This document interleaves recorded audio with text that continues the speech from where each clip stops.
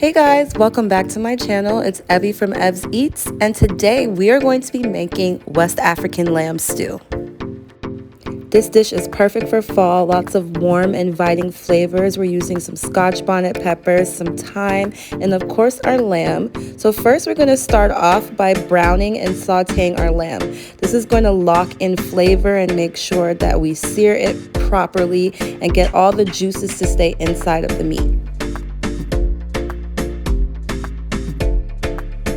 So for this first step, you want to brown the meat in batches. If you crowd the pan with too much meat, it won't sear properly. So take your time and brown the meat in batches. The result is always going to be better. And so I decided to go with lamb for today's recipe, but you can literally use whatever cut of meat you like. If you want to use beef, that's great in this recipe, and chicken is also good as well. Once we finish browning the meat, we're going to remove it from the pan and set it aside. And now it's time to start building the flavors for our sauce. So for our sauce, what I'm going to do is I'm going to blend a habanero pepper or Scotch bonnet pepper, some parsley, celery, ginger, and thyme, and a little bit of water and onion. And we're just going to blend this all together. You guys, this sauce is amazing because of the amount of flavor it's going to give our stew. The parsley really brightens things up, as well as the habanero pepper giving it some heat. This sauce is really good on its own, or it's even better added to the stew. So whichever one you want to do, just know that this sauce right here, amazing.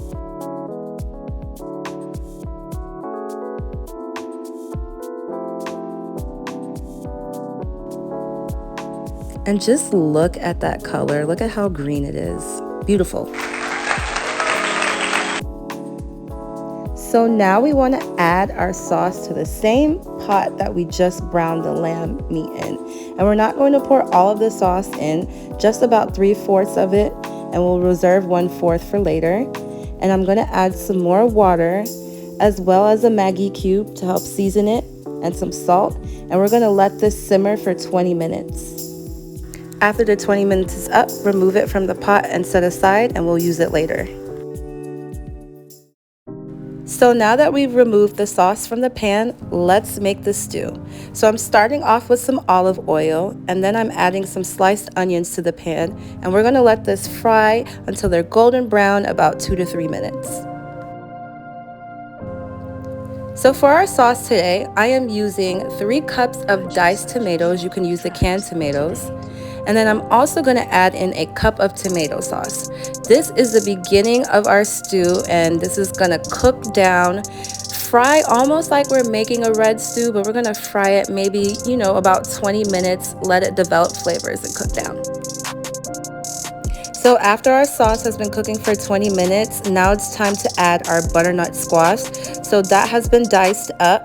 We're just going to add it to the pot, and then in goes the lamb as well. Mix that all together, and this is how it's going to start cooking down and developing flavors and just becoming really, really good. So you just want to make sure that you mix that up really well. Make sure all the lamb and the butternut squash is covered in the tomato sauce.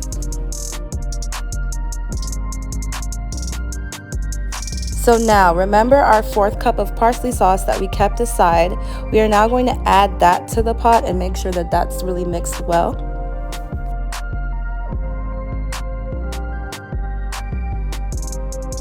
And we are also going to add some of the green sauce that we cooked down earlier. This was the sauce I told you to set aside. I'm going to add just a little bit of this to the pan as well. Mix that together, and then I've reserved about a tablespoon because I like to eat it at the end with my rice. So now I'm going to add a little bit of water to the pot just until it covers the top of the ingredients. And here is where it gets good. So I'm going to add a tablespoon or maybe about 2 tablespoons of peanut butter. This is going to make this sauce so creamy, nutty, and just so delicious. And then I've also added in some more seasonings, some Nigerian red pepper, as well as another Maggi cube, some salt and pepper, and that's it. This is a really simple stew to make. You really just want to cook it down for about 30 minutes. Let the lamb meat get tender and all those flavors develop. And then I am serving it on a bed of jasmine rice. You can also use basmati rice. That would be really good.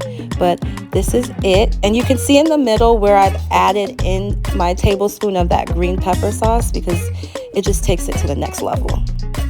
And that is it. This is how you make West African lamb stew. For the full recipe, head to evseats.com, and I will see you guys in my next video. Bye!